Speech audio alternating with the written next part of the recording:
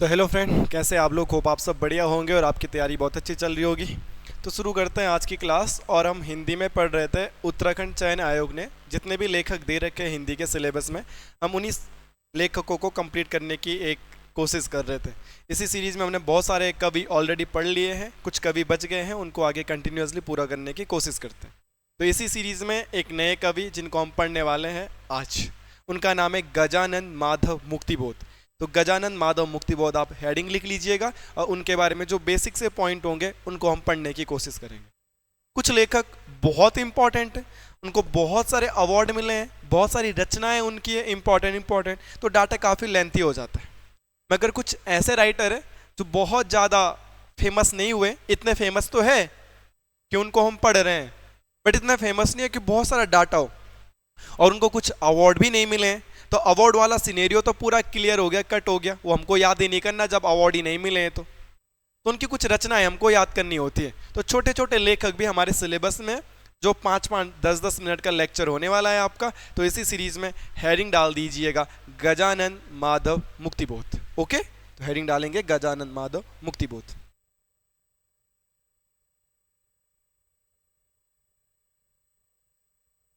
आपकी हेडिंग होगी गजानंद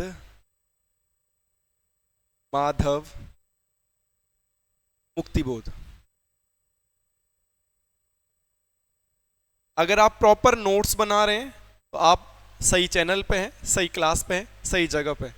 बट ध्यान रखना कि सिर्फ नोट्स बनाने से काम नहीं बनेगा, आपको प्रीवियस जो लेखक लिखे हैं वो याद भी करने हैं।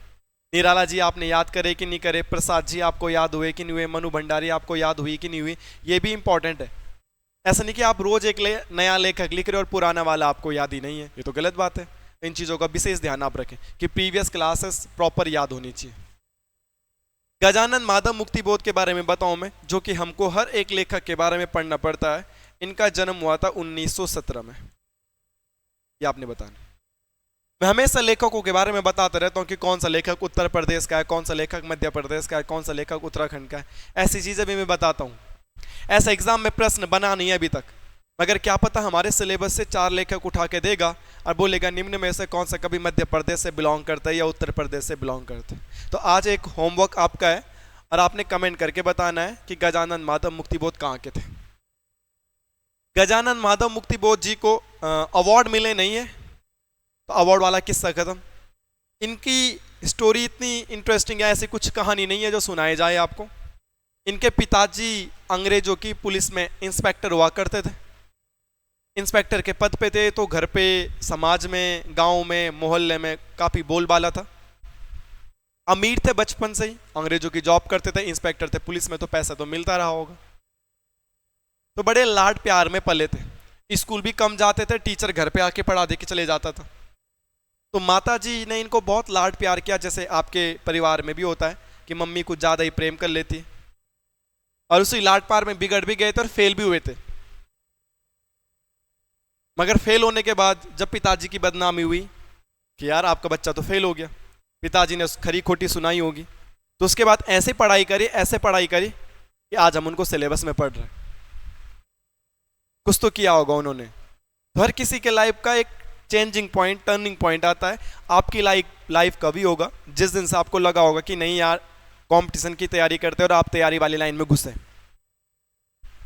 तो ऐसी इनकी लाइफ का जो टर्निंग पॉइंट था वही था कि जब फटकार लगी फेल होने के बाद, उसके बाद पढ़ाई पर ध्यान दिया, इतने अच्छे से लिखा पढ़ाई करी कि आज हम इनको सिलेबस में पढ़ने इतने वर्षों बाद भी।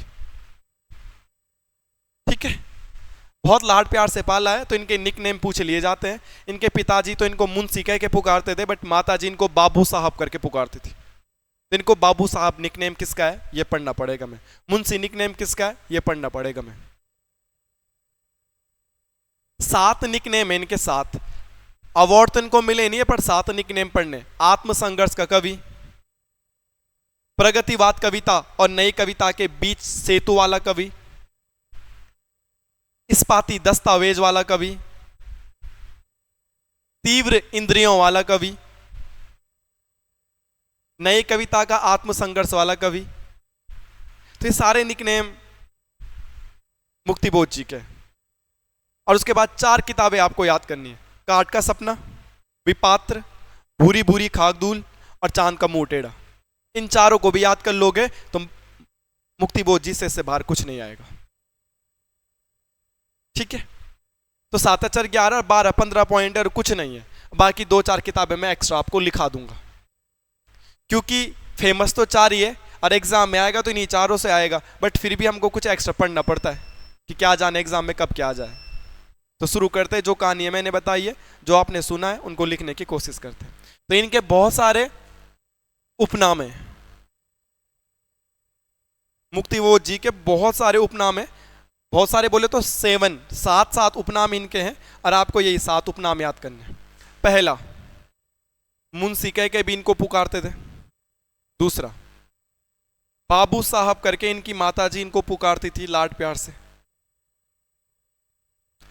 तीसरा, आत्मसंघर्ष का कवि,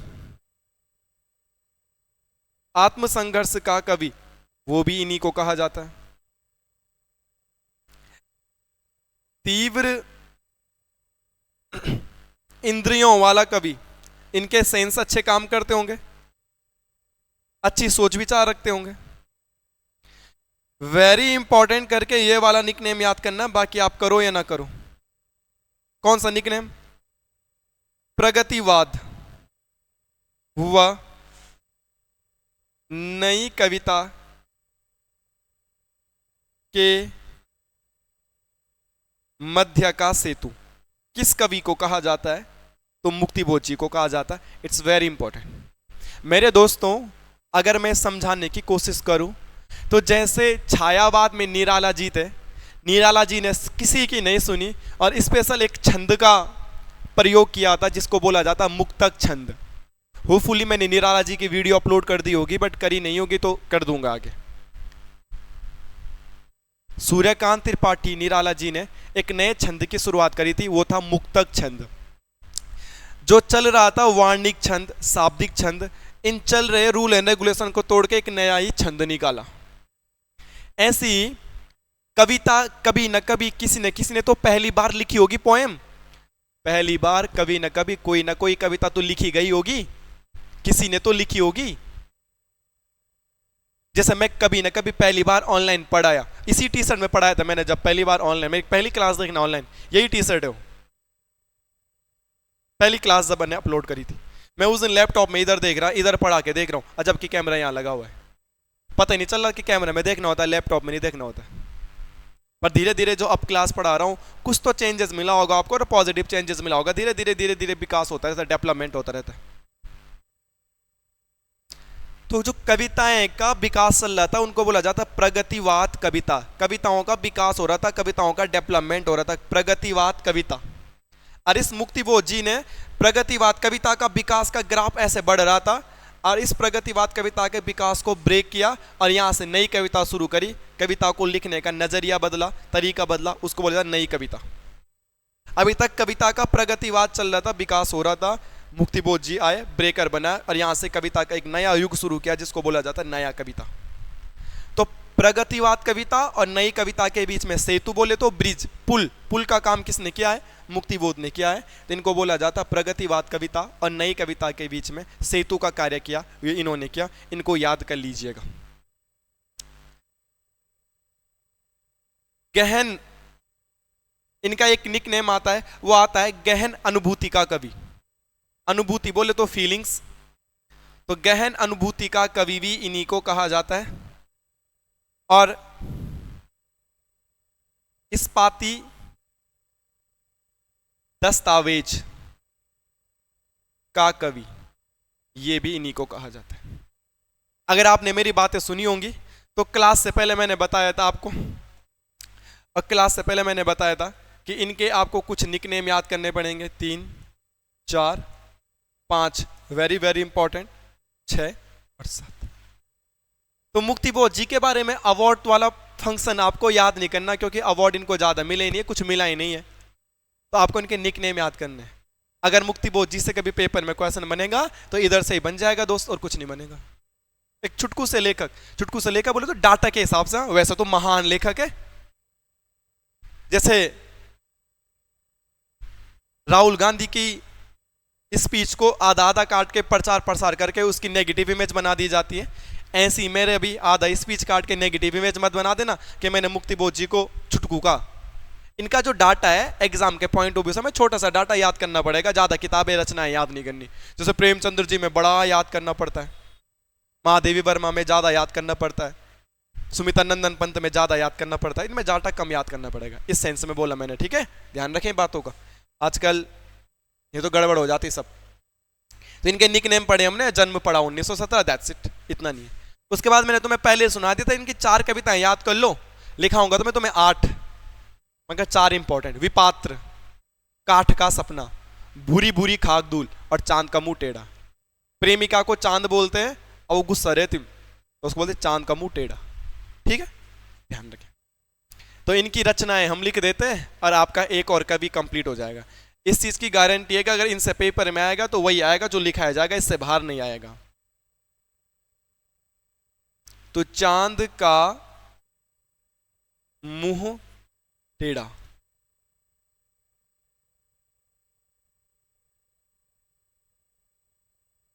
नेक्स्ट विपात्र, नेक्स्ट भूरी भूरी खाक धूल, नेक्स्ट काठ का सपना। काठ का बक्सा होता था ना पहले जमाने में, हमारे मम्मी वाली सीरीज है, पापा वाली सीरीज है, दादा दादी, उस जमाने में दहेज में मिलता था काठ का बड़ा सा बक्सा, उसके अंदर रजाई गद्दे रखे रहते थे घर वालों ने। हमारे घर पे भी रहा होगा। आजकल के तो दहेजों में बेड वगैरह मिलते हैं, पर पहले कहाँ मिलता था ऐसा। तो एक बड़ा सा बक्सा टाइप का मिलता था, उसके अंदर सामान रखा रहता था। तो वही ये काठ का सपना, उसके ऊपर सो जाते थे। तो काठ का सपना किसका है? मुक्ति बोध जी का है। इतना आप याद कर लीजिएगा, ये इंपॉर्टेंट चीजें हैं, ये आपको याद होनी चाहिए, ठीक है। इसके अलावा अदर्स तुम आप लिखना चाहते हैं कुछ एक्स्ट्रा, ये तो वेरी इंपॉर्टेंट है, ये तो याद करनी है, तो याद कर सकते हैं। अंधेरे में,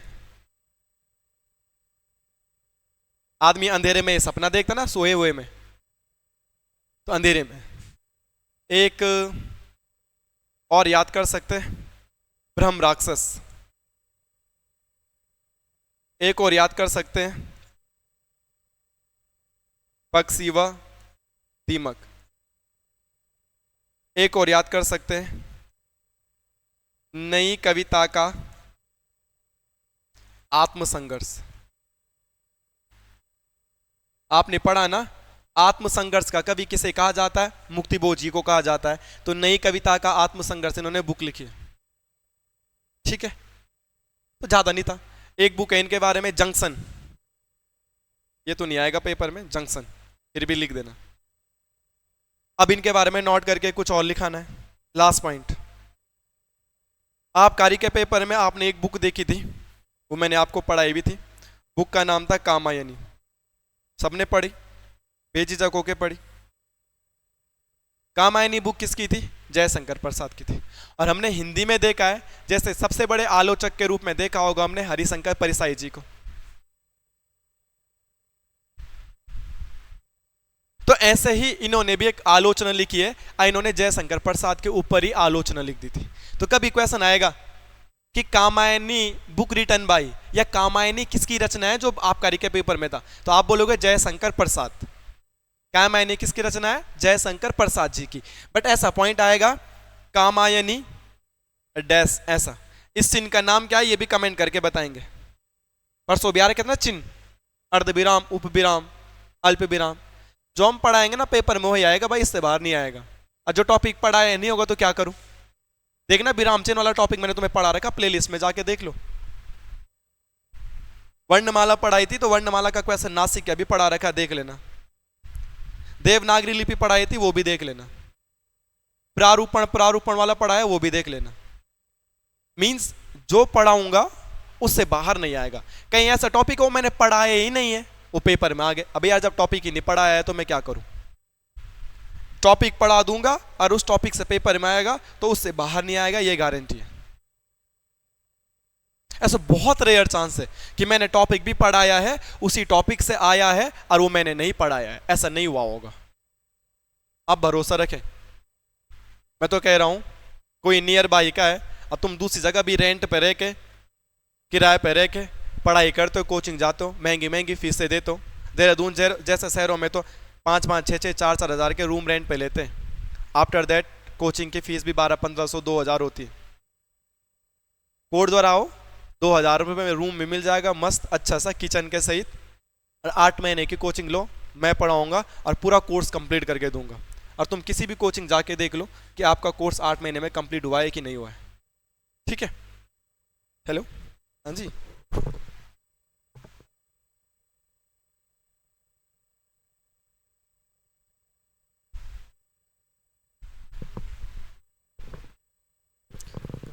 ठीक है, इतना कर लो आप, 8 महीने 9 महीने में पूरा कोर्स कंप्लीट हो जाएगा। कई बच्चे ऐसे हैं जो 2-2, 3-3 साल से पढ़ रहे, अभी तक उनको पूरा सिलेबस भी पता नहीं कि सिलेबस में क्या क्या चीज़ है।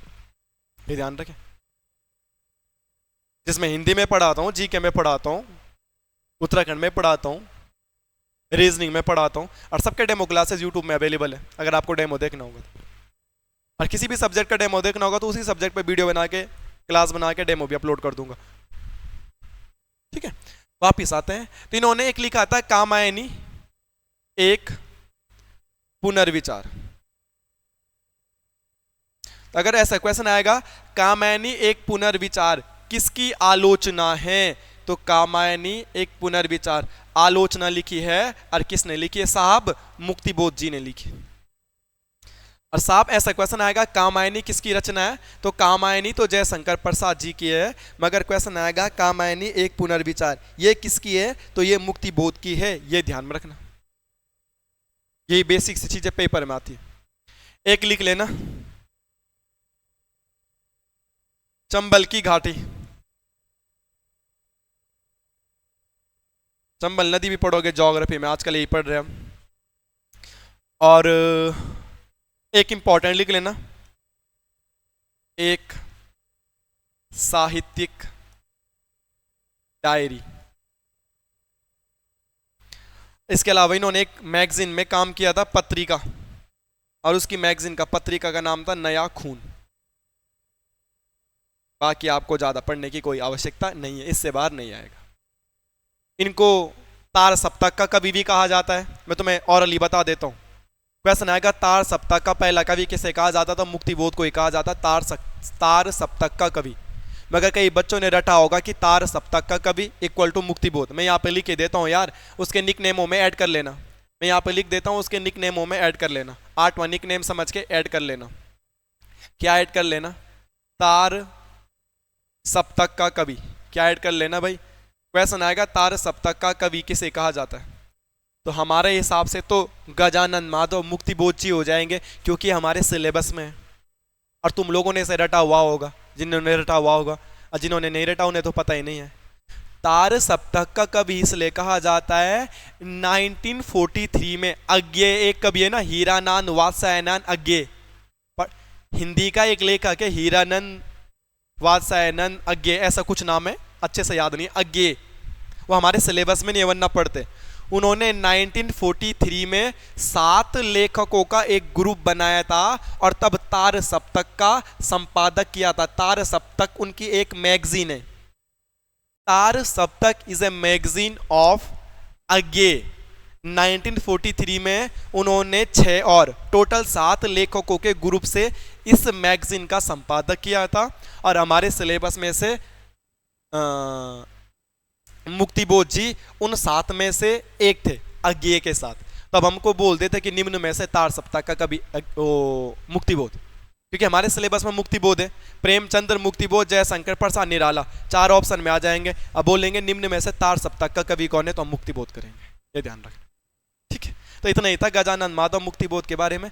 10-15 मिनट की क्लास थी, अगर ध्यान से सुनी होगी और जो चीज़ मैंने बोर्ड पे लिखे होंगे या आपने नोट किए होंगे तो आराम से पेपर में अगर आएगा तो इससे बाहर नहीं आएगा। ठीक है, तो मिलते हैं आपको नेक्स्ट क्लास में।